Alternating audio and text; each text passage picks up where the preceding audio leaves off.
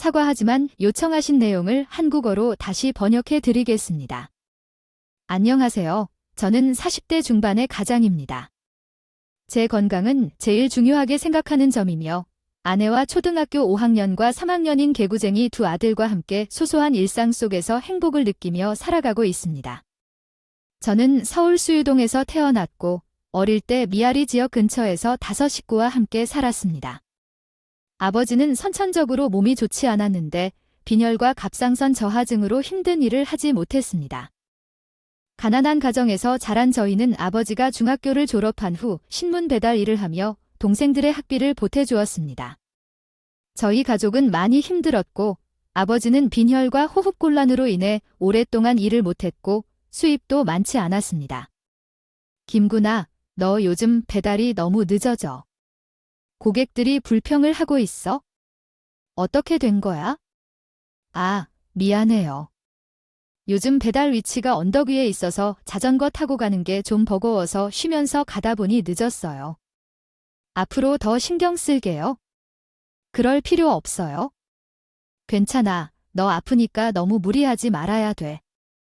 너의 어려운 가정 상황을 알기에 나도 이해해. 우리 함께 좀 더 노력해보자. 언젠가는 나아질 거야. 사장님 항상 제 상황을 이해해 주셔서 감사합니다. 19살의 아버지는 체격이 외골태 보였고 한눈에 보기에는 중학생 정도로 보였습니다. 오늘 아침에는 배달 업무를 건의 재조정하여 좋아요. 작년 7월 이 버거킹 키오스크에서 실시간 파격 할인 이벤트로 혼잣말하게 되었어요. 아버지께서는 때를 알리는 신호를 놓치기 싫었습니다. 이 모든 행동은 절대 신뢰가 되지 않게끔 최선을 다해서 해야 했습니다. 젊은이. 키오스크에는 정말 여러 장점이 있어 궁금증을 자극하고 해결이 되고 해결이 안 되는 경우에도 궁금증을 유지할 수 있게 해줘요. 선택이 없는 이 구조는 정말 놀라웠습니다. 만약의 경우를 대비해서 이야기할 수 있게 준비를 해놨어야 했는데 아버지는 계산을 하다 사고를 친 거예요. 그냥 돌아가면서 여고생에게 연락을 했어야 했는데 그냥 버가기까지 진작에 못 가 있을 거예요. 언젠가는 그와 동일한 결심을 하고 돌아서도록 한다면서네. 어제는 주행거리를 남김없다는 좋아요. 언젠가는 급박한 미션을 수행한 종합병원 병실 경우 그 조건이 꽤 특별한 것이었다. 아버지가 수련하는 철을 맞추는 그의 역정은 칠파적이었다. 그 장면이 재현되어 다시 나타날 수 있음을 빌었다고.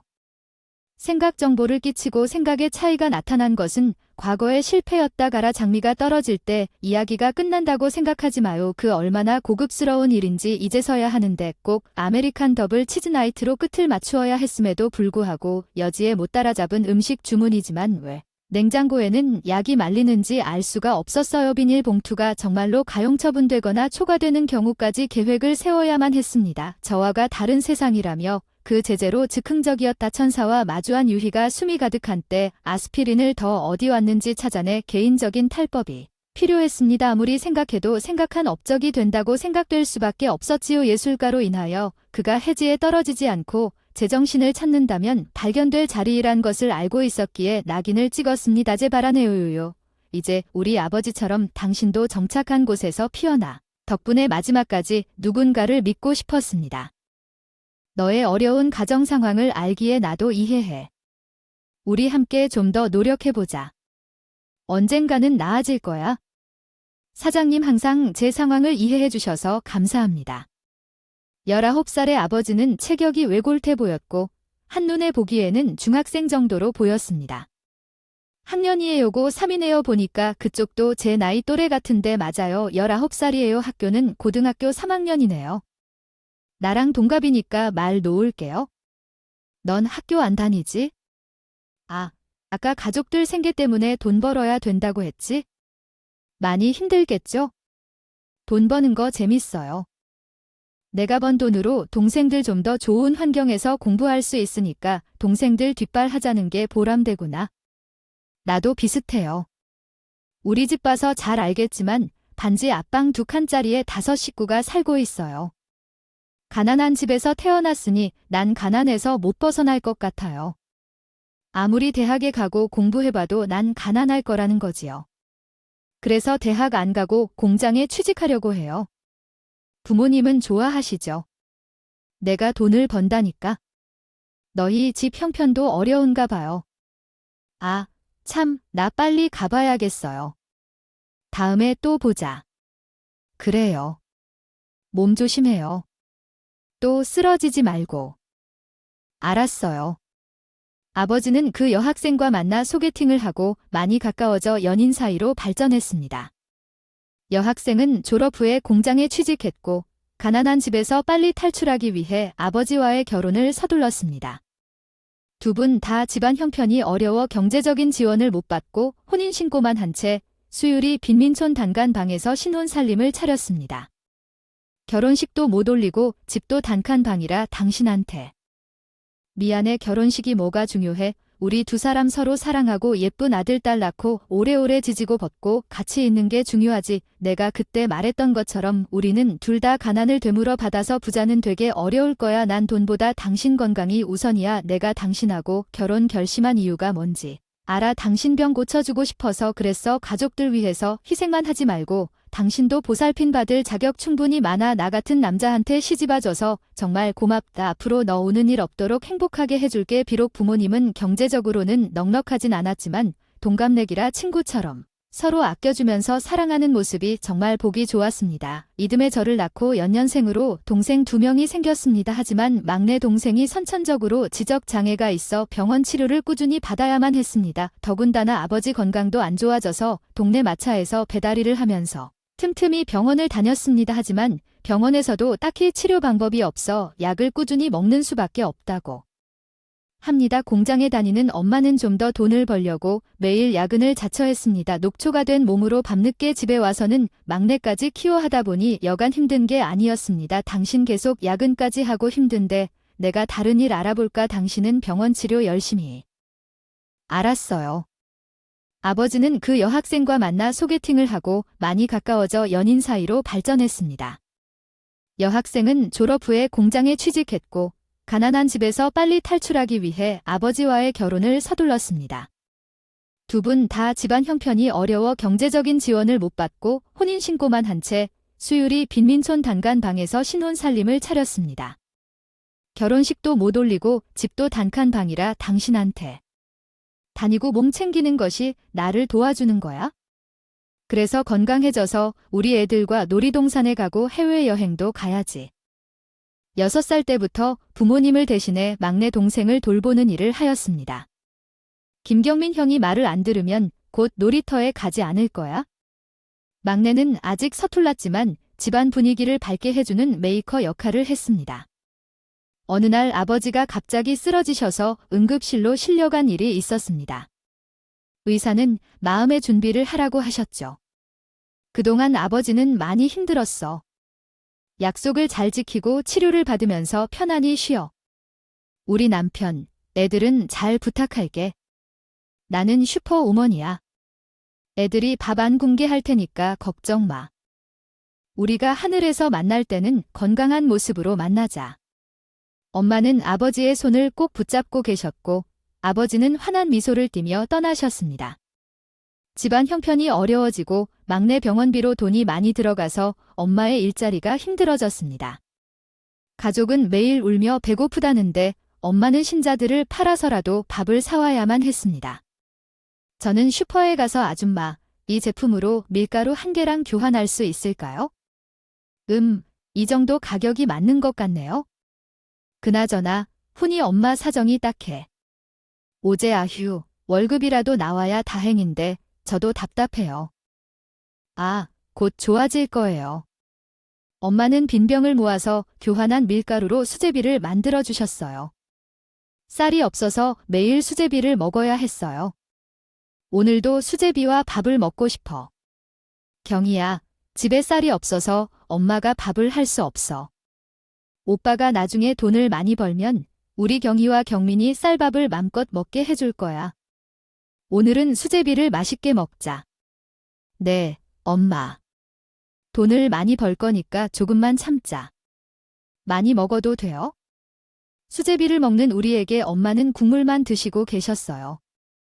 엄마, 왜 수제비를 안 드시세요?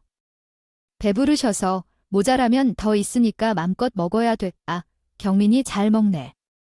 밀가루 1개로 몇 끼니를 했습니다. 아껴보려다 엄마는 안 되신다는 걸 깨달았어요. 결국 그 공장은 밀린 월급도 주지 않고 폐업했어요. 몇 달째 일한 돈을 한 푼도 못 받아 직원들은 사장을 고소했지만 돈 없으니 마음대로 하라고 말렸어요. 엄마는 당장 일자리를 찾아댔고 동네 친구를 통해 건물 청소부로 일을 시작했어요. 나와 엄마는 다행히 청소부가 되었어요. 새벽 5시에 출근해야 해서 혼다래요. 동생들은 깨우고 씻고 할 일이 있는데 할 수 있어. 그리고 막내 기저귀 갈아준다는 것을 잊지 말고, 응, 엄마 경민이 내가 챙길게. 엄마가 취직해서 다행이다. 그래, 엄마 열심히 일할 테니까 우리 훈이가 엄마 많이 도와줘. 알았어. 내가 엄마 많이 도와줄 거야.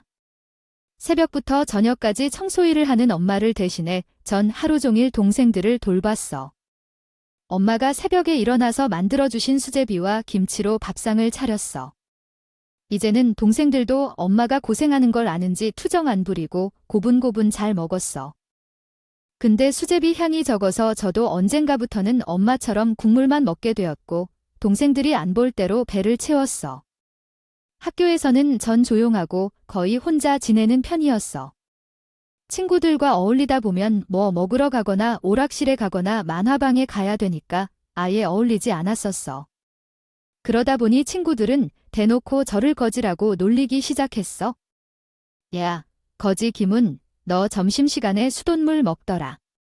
그걸로 배 채우는 거지. 너네 마 청소를 하며 길거리 쓰레기 치우고. 아, 진짜 거지 맞네. 야, 지들이 뭘 한다고 함부로 말해.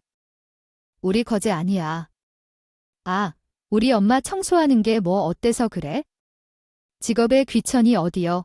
열심히 일해서 우리들 먹이고 사는 훌륭한 분이야. 너 다시 한번 거지라고 하면 나 가만 안 둘게. 저는 친구들 사이에서 겁을 잡으며 고개를 들었다. 그러고 나서 우리는 병원에서 약을 받으러 갔지요. 그들은 나를 연약한 아들이라고 말하며 항상 놀리곤 했어요.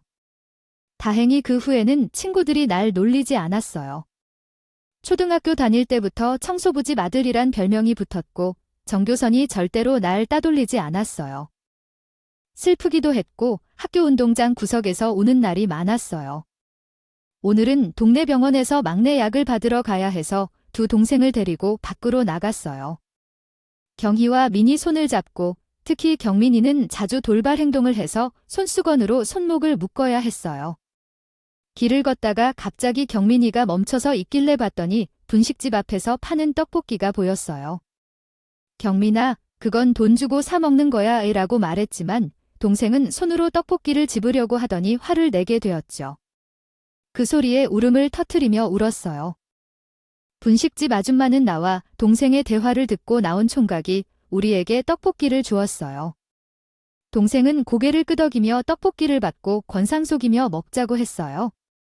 그리고 이것은 아줌마가 주는 거니까 앉아서 천천히 먹어라며 말했어요. 지금은 꼭 손수건으로 묶어야 한다는 말씀을 엄마가 해줬는데 어린애인데도 성인다운 말투로 괜찮아 했어요. 떡볶이는 비싼 음식이니까요. 아빠 어디 갔는지 몰라서 걱정하시니까 엄마도 이해해 주실 거예요. 감사합니다. 두 동생은 서둘러 떡볶이를 먹었고 사장님은 그 모습을 보며 눈물이 핑 돌았어요. 얼마나 배고플까봐. 부모님은 무엇을 하시나요? 아빠는 천국에 계시고 엄마는 청소부로 일합니다. 여전히 어린데 고생이 많겠어요. 돈도 많이 들 거니까 오늘처럼 배고프면 언제든 아줌마 상점으로 와도 돼요. 아줌마도 장사를 시작하기 전까지 돈이 없어서 밥을 제대로 먹지 못한 어려운 시기가 있었어요. 당신들을 보니 우리 생각이 나와 부담스럽지 않을까 걱정하네요. 이름이 뭐예요? 기훈이라고 합니다. 여동생은 김경희, 막내는 김경민이에요. 좀 아파 보이네요. 이렇게 함께 손을 꼭 잡고 다니는 것이 참으로 행복하군요. 이제 저희는 가봐야 해요. 아줌마 덕분에 잘 먹었습니다. 이 동네 사는 것 같아요. 오며 가며 헛갈릴 테니 처음 본 저희에게 공짜로 떡볶이를 주시던 사장님께 감사드립니다. 하지만 엄마한테는 비밀로 하기로 했어요. 가난한데도 다른 사람의 도움을 받지 말라는 말이 있어서 엄마한테 알리면 화를 낼 것 같아서요. 엄마는 점심시간에 모두 식당으로 가지만 혼자 도시락을 먹었습니다. 그런데 도시락에는 감자와 김치만 있었어요. 그거 먹고요. 괜찮아. 우리 일이 몸 쓰는 일인데 금방 허기질 텐데. 괜찮아요. 이거 먹어도 배부른거려. 아휴, 요즘에 625대도 아니고 요새 쌀밥 못 먹는 집이 어디여. 아휴, 허시 보면 딱해. 월급은 고스란히 동생 병원비, 생전에 아버지 병원 치료와 생활비로 지인들에게 빌렸던 빚을 갚아야 하기 때문에 늘 적자였고 입학했고 그 분식집이 학교 앞이라 수업을 마치면 매일 들렀습니다. 아줌마, 안녕하세요. 훈이, 언니 배고프지 어여와. 아줌마가 김밥이랑 떡볶이 맛있게 만들어 줄게네. 고맙습니다. 아줌마가 내 밥은 꼭 챙겨주고 싶다고 하셔서 저도 아줌마의 성의를 거절하지 않았습니다. 어때? 맛있니?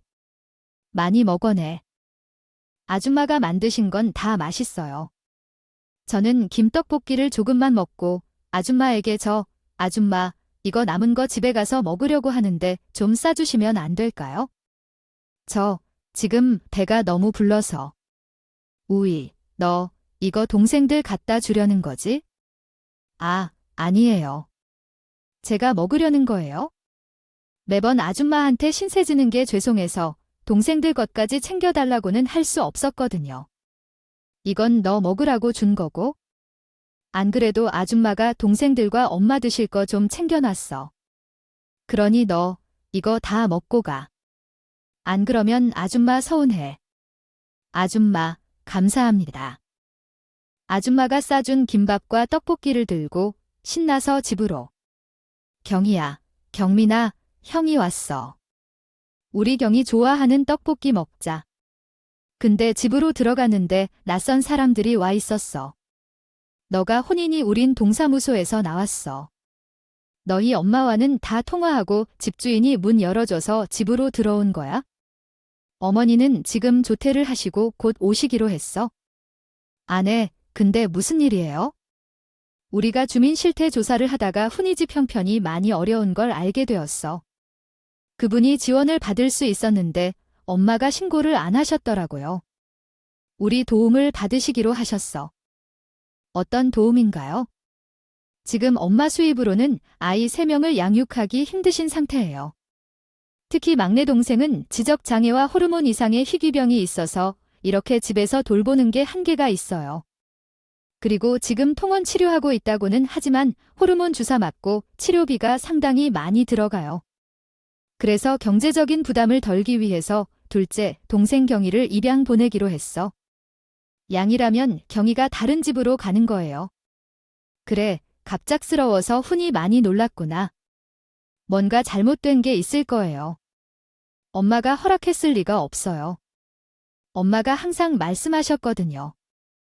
아무리 가난해도 우리 식구 절대 헤어지지 말고 손 꼭 붙잡고 같이 살자고요.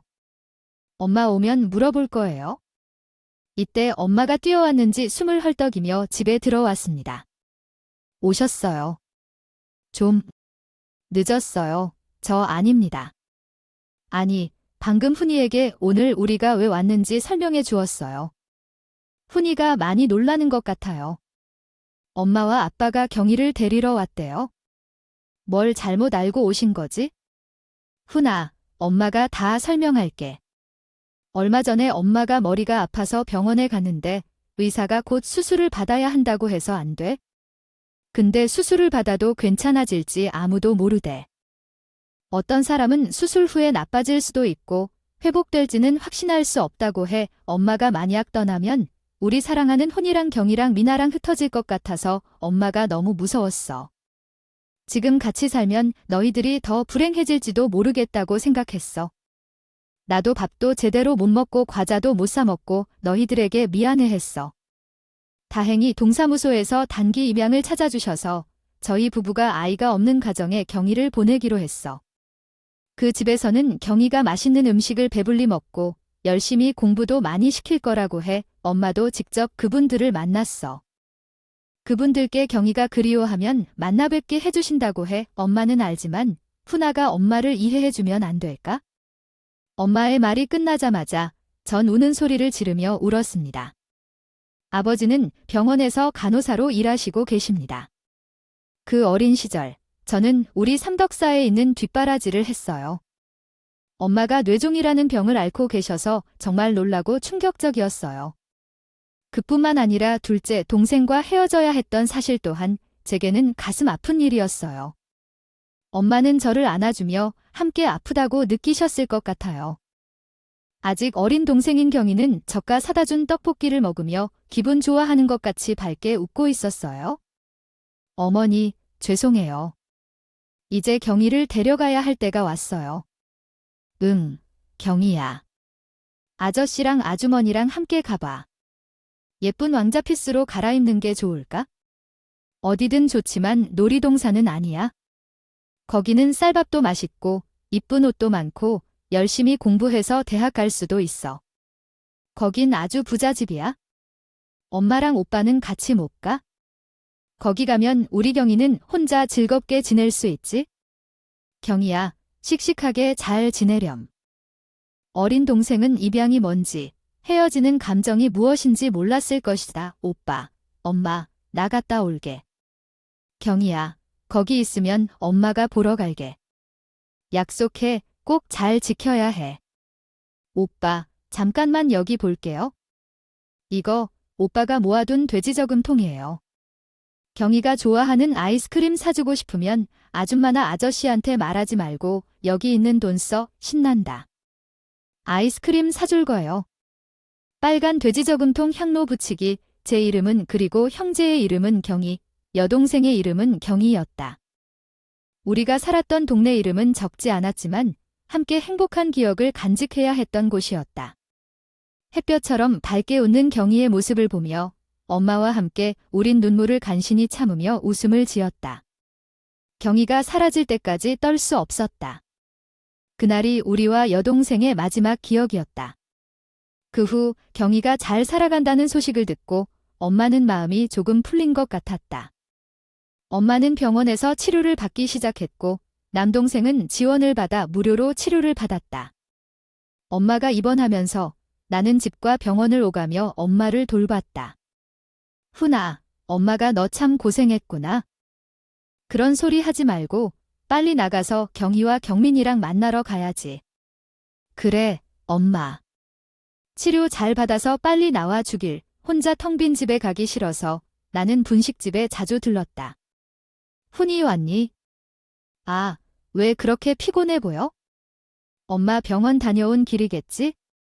엄마 얼굴이 아프게 보여서 속상해. 아휴, 병원에 오래 있으시면 참 힘들겠다. 배고파.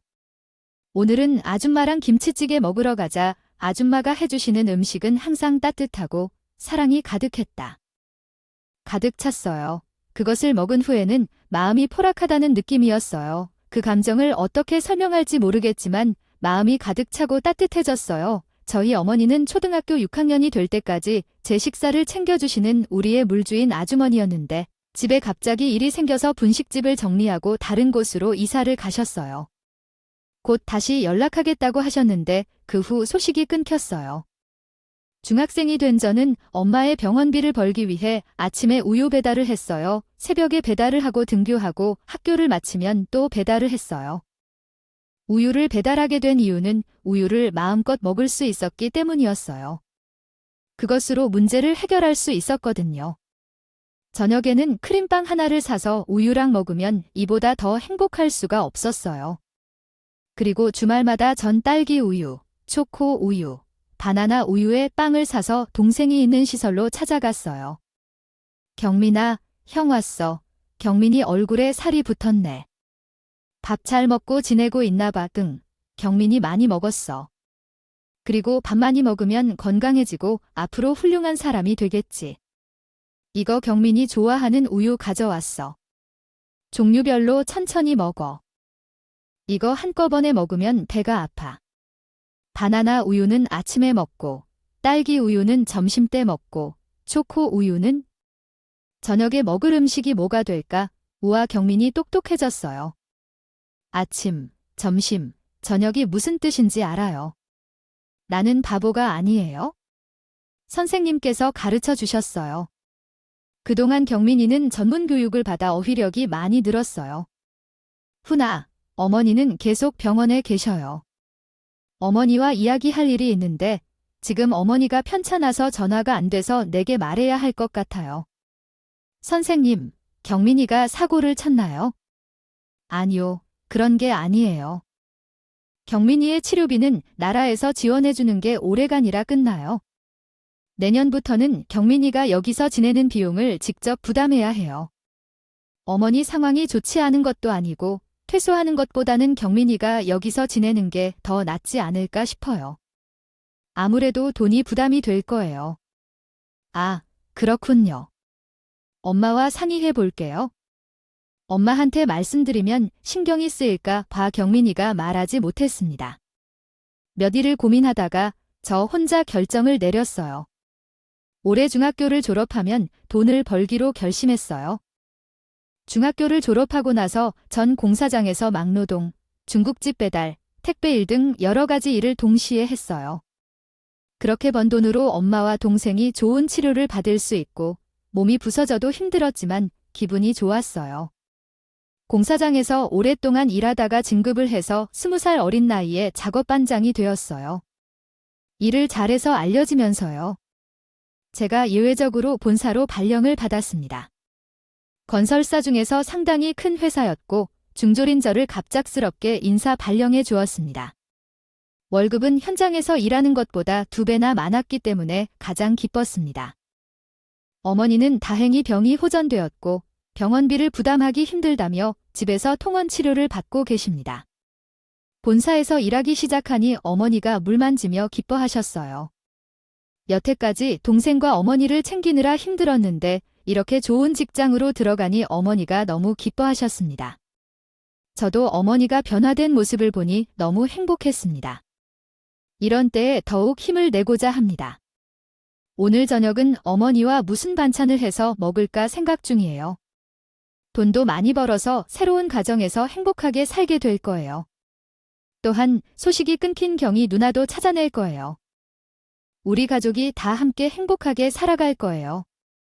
어머니가 병원에 있을 때 찾아갔던 경희 누나를 찾아서 이사했는데 이제 소식을 알 수 없을 정도로 바빠져 버린 것 같아 걱정이 되네요. 저는 본사에서도 실력을 인정받아 빨리 진급을 했고 동료 직원과 결혼까지 했습니다. 아내는 외국 유학을 다녀온 자격을 가지고 있어서 중졸인 저의 학력과 어려운 형편을 고려하지 않고 저를 지원해 주었습니다. 저 같은 가난한 사람에게 든든한 지원이 되어준 아내로 인해 왜 이런 잘생긴 부인과 함께한 나도 모르겠습니다. 중급 신부가 한 남자와 결혼했다. 상씨, 그게 미스테리 사람을 좋아하는데 조건이 뭔가 중요해요. 전 당신한테 제 인생을 투자한 거야. 본사에 있으면서 현장 얘기를 많이 듣게 되는데 직원들 사이에서 당신 얘기를 자주 들었어. 17살 때부터 공사 현장에서 일하면서 반장 역할도 잘한다고 못 것 같아요. 회사도 당신의 능력을 인정했단 거죠. 가장 실무 경험도 많고 대처 능력이 좋아서 지금까지 많은 일을 해결했잖아요.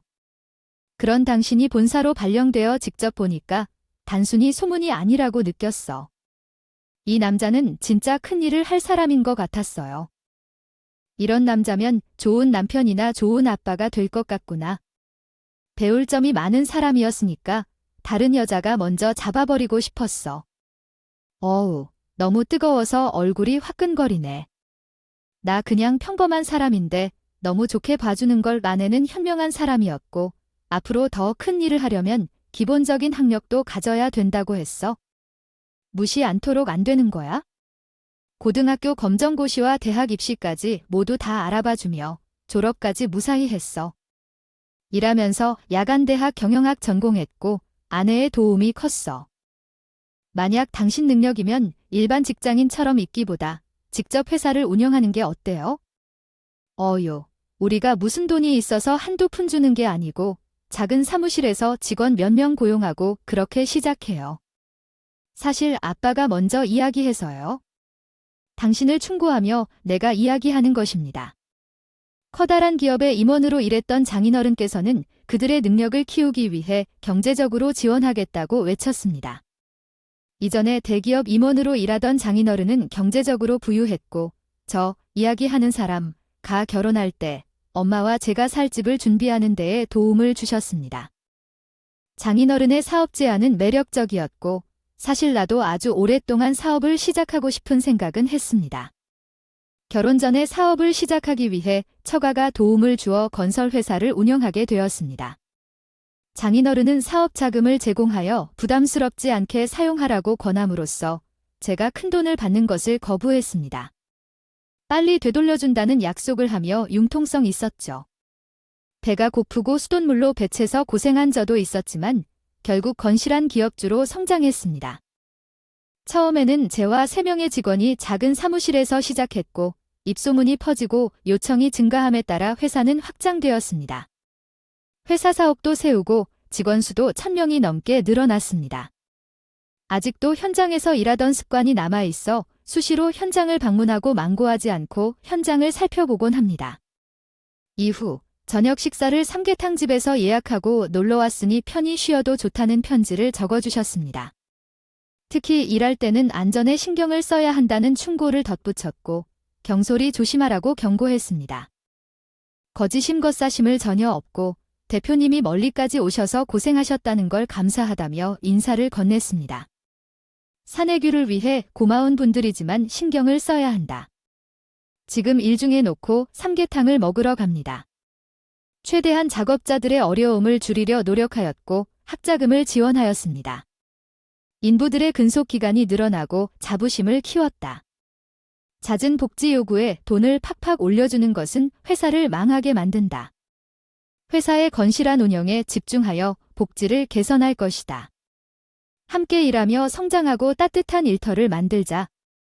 회사 대표님이 제 손자를 살려달라 하며 다가오시는 할머니를 경호원이 막아 세웠습니다. 할머니의 아우성을 듣자마자 제게 뛰어나와서 끌어안아 울음을 터뜨렸습니다. 할머니는 영어를 몰라서 당신이 회사 대표냐? 지금 뭐 하는 거야? 하며 화를 내는데 제게 자주머니 이분 모르시겠죠? 훈이의 아줌마가 만들어주시던 떡볶이와 김밥을 먹었던 훈이라고요. 어릴 적 얼굴이 남아있어요. 이런 얘기를 들었습니다. 아유, 제 훈이를 다시 만나다니 라며 할머니가 말했습니다. 그 할머니는 제 세상을 돌아보다가 드나야 나를 알아보셨군요 하셨습니다. 이 할머니는 제 어린 시절을 돌보아 주신 분식집 사장님이었습니다. 할머니는 제 집무실로 제가 놓겠습니다. 그리고 오랜만에 보는 할머니에게 어떻게 지내셨는지 물었습니다. 그때 할머니는 몇 년 만난다는 것을 실감하지 못하셨습니다. 너 초등학교 6학년 때였으니까 30년이 지났네. 너가 어떻게 큰 사업가가 된 거야? 정말 대단해. 할머니는 제 어머니와 동생들이 어떻게 지내는지 물어봤습니다. 엄마는 병원에서 나오셨고 지금은 약물 치료를 받으시고 계시는데 거동도 잘하시고 계십니다. 남동생은 시설에서 치료를 받으며 많이 좋아졌습니다. 제가 말했습니다. 할머니는 당시의 일들을 떠올리며 이야기를 이어나갔습니다. 가정 형편이 어려워서 부잣집에 입양을 보냈는데 엄마 건강이 좋지 않아지셨고 저도 일하느라 바쁜 동안 몇 달 동안 동생을 못 보았어요. 그러다가 어느 날 이사를 했다는 소식이 들렸는데 그 이후에 연락이 끊겼어요. 계속해서 동생이 어디 있는지 찾아보고 있지만 아직도 찾지 못했어요. 속상하고 걱정스러운데 아줌마는 급한 일이 생겼다며 가게에서 연락이 끊겼어요. 어떻게 지내고 계신지 걱정이에요. 그때 할머니는 예전 이야기를 꺼내셨어요. 30년 전 혼자 분식집을 운영하던 아줌마는 결혼 후 아들을 낳았지만 얼마 지나지 않아 남편을 잃었습니다. 아들과 더 잘 살기 위해 궁금하, 고구마 장사를 시작했어요. 추위가 10도가 되어도 아이를 데리고 장사를 하며 힘겹게 지냈습니다. 손님들은 아이를 불쌍히 여겨 고구마를 사주시고 이를 통해 살아남을 수 있었어요.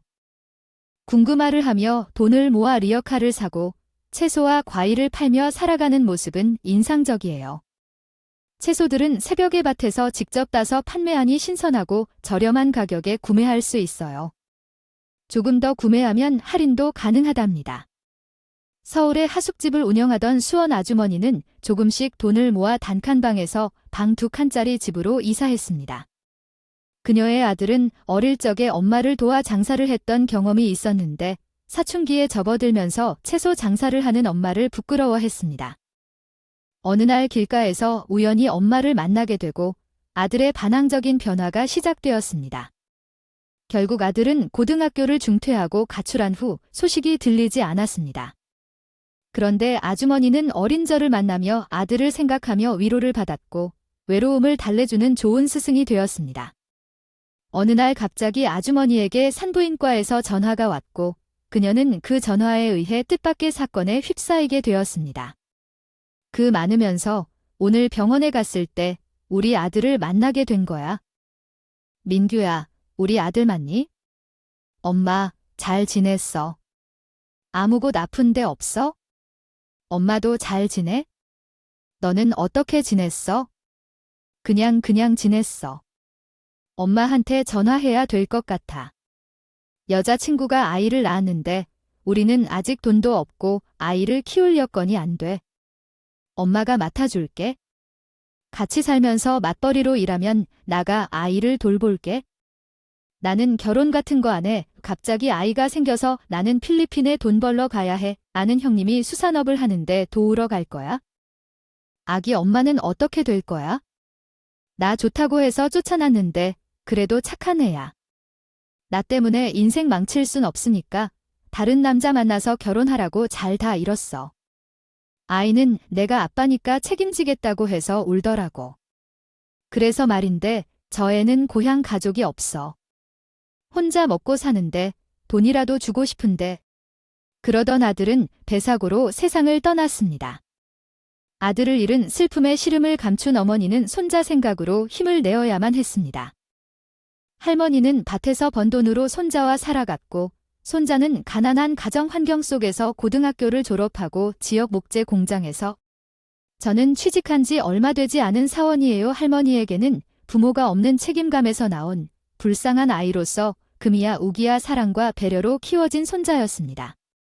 아주머니께서는 그동안 많이 고생하셨군요. 그러나 방금 전에 저한테 고함을 지르며 항의하던 손자 이야기는 무슨 내용인가요?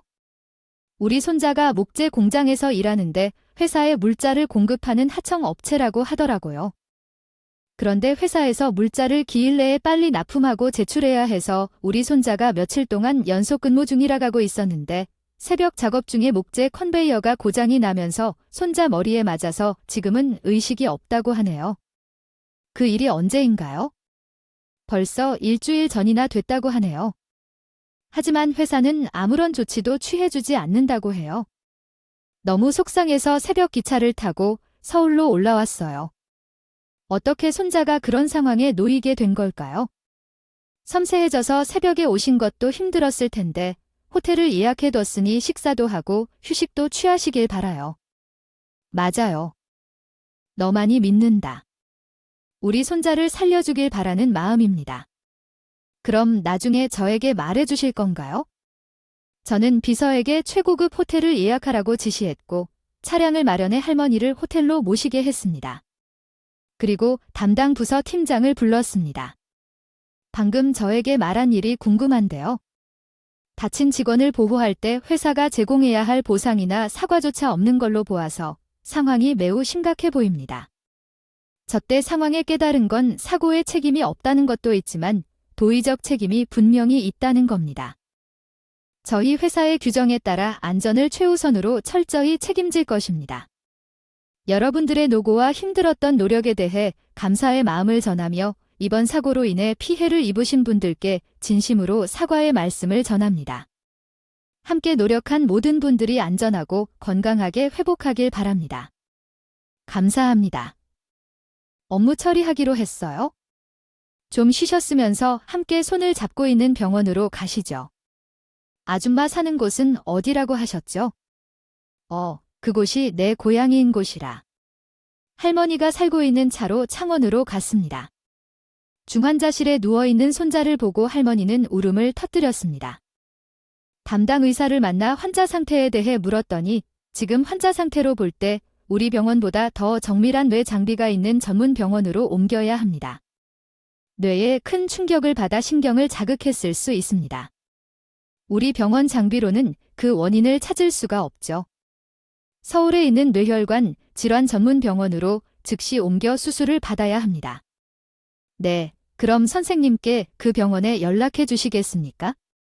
비용은 걱정하지 마시고 최고 전문의를 소개해 주세요. 수술 및 담당 의사에게는 저희 회사에서 비용을 부담한다고 전달해 주세요. 네, 아니 그 정도는 아니야? 그러나 그렇게 하지 않으면 안 돼. 이분은 제 도움을 받아도 충분히 치료를 받을 수 있는 소중한 분이니까 정말 부탁드려요. 이동은 제 전용 헬기로 이동합니다. 의사와 면담을 끝내고 할머니에게 자초지종을 설명한 후 전용 헬기로 손자를 태우고 창원에서 서울의 병원으로 이송했습니다. 병원에 도착하자마자 전문 의료진이 모였고 생명이 위험한 수술이었지만 이 분야 최고권위자 의사들도 함께 했습니다. 긴장했습니다. 바로 수술이 진행되었고 13시간 후 수술이 끝났습니다. 수술이 어땠죠? 수술이 잘 되어서 다행입니다. 환자분은 회복실로 옮겨졌고 곧 깨어날 것입니다. 대표님이나 가족이 아닌데도 옆에서 밤을 새우시면서 대단하시네요. 수고 많으셨습니다. 정말 감사합니다. 복도 의자에 앉아 눈을 감고 계시던 할머니에게 성공적으로 수술이 완료되었다는 소식을 전했습니다. 잠깐 후 아유, 왜 여기 있죠? 라며 할머니가 이유를 물었습니다. 마찬가지로 일하다가 사고를 당해 수술을 받았습니다. 창원에서는 할 수 없는 수술이었는데 대표님이 헬기를 태워 서울로 이송하셔서 서울에서 최고명의 의사들과 상담하여 수술을 진행할 수 있었죠. 대표님이 그렇게 해주셨어요. 그래서 감사합니다. 제 목숨을 살려주셨습니다. 라고 설명했습니다. 할머니는 당신은 하청업체인데 그런 의무가 없는데도 도와주셨네요. 너무너무 감사합니다. 제 목숨을 구해주셨어요. 라며 감사의 마음을 표현했습니다. 아닙니다. 당신이 우리 회사를 위해 동생 중에 다치셨으니 당연히 도와드려야죠. 회사를 위해서 일하다 다치신 거니까 걱정하지 마세요. 회복되는 동안 치료를 잘 받으시고 일 못하실 동안 생기는 비용은 회사 변호사가 김현성 사장님의 동의하에 현성 씨 개인 계좌로 입금해 드릴 겁니다. 빨리 나으세요. 사실 우리 현성 씨와 당신은 인연이 깊단 말이에요. 라고 대답했습니다. 어릴 적에 식사조차 할 수 없었던 가난했던 시절에 한 아주머니가 분식 가게를 운영하시면서 우리 세 형제에게 무료로 떡볶이를 주시고 제 식사를 많이 챙겨주셨어요. 그때 만들어주신 따뜻한 음식은 지금도 잊을 수가 없어요. 제게는 제 목숨과도 같은 소중한 한 끼였죠. 그 은혜를 뒤늦게 갚은 거예요. 그래서 현성 씨, 너도 얼른 일어나서 그것이 대표님께 보답하는 것이 될 거예요. 얼마 후에 두 번째 동생의 소식이 끊긴 것이었습니까? 연락이 닿았어요. 그 양부모는 프랑스로 이민 가서 연락을 할 수 없었던 것이고 동생은 대학을 졸업하고 패션 디자이너로 일하고 있었습니다. 아줌마를 다시 만나면서 좋은 일들이 많이 생기고 있었어요. 아줌마, 이제 제 곁에 계시면서 평생 맛있는 떡볶이 해주세요. 우리 회사가 소유한 복합 상가 건물에는 분식 가게를 운영하기에 딱 좋은 곳이 있어서 계약했어요. 돈이 엄청 들 것 같아서 어떡하지만 고마워서 어떡해. 대신 우리 가족과 함께 자주 찾아가서 아줌마를 귀찮게 해드릴 테니 되실 거예요. 아유, 그럼 매일 와도 돼요. 우리 대표님 가족들이 평생 떡볶이를 해주겠다고 하셔서요. 그리고 손자분이 저희 인사팀에 연락해서 같이 일할 수 있게 자리를 마련했어요. 현성 씨한테 연락이 가나요? 다음 주부터 출근하게 될 거예요. 아유, 잘 됐네요. 근데 다음 주뿐이라 너무 이른데요. 그동안 어떻게 집을 구하죠? 저가 알아서 했어요. 두 분이 함께 지내기 좋은 아파트를 구하고 준비했어요. 계약을 했지만 지키지 못해서 죄송합니다. 아주머니는 나의 손을 꼭 잡으시며 눈물을 흘리셨습니다. 어릴 적 아주머니가 주신 따뜻한 밥 한 그릇은 사랑이었습니다. 긴 글을 읽어주셔서 감사합니다.